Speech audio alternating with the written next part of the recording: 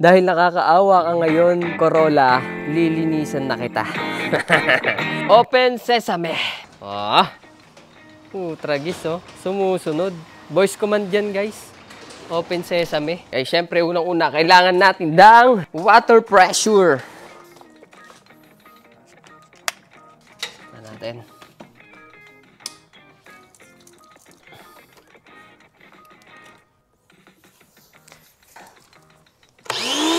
Boom. Amazing. So okay na yung water pressure. Kailangan naman natin ay panlinis.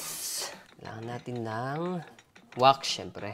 So, ito gagamitin natin. Wash and wax. Kailangan natin ng pamunas. Yan. All goods na all goods. Diyan na kayo. Timba. Ang scrub. Ito na lang gagamitin ko. Mas madali. Yan. Mas handy. So, ayan na siya guys. Gagi. Mansik. Ito. Dito ka na boy. Yan. Ito na siguro yan.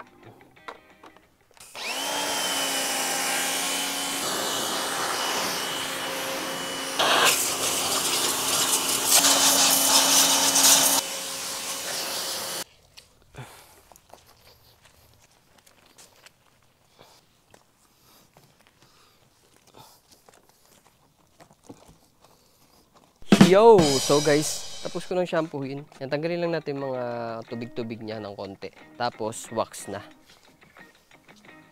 Yo! So guys, oh. Parang tunay na sasakyan na ulit, oh. Wala pang wax yan, oh. Wala pang wax. Rains. Rain X. Unahin natin tong hood. Spray natin. Uy!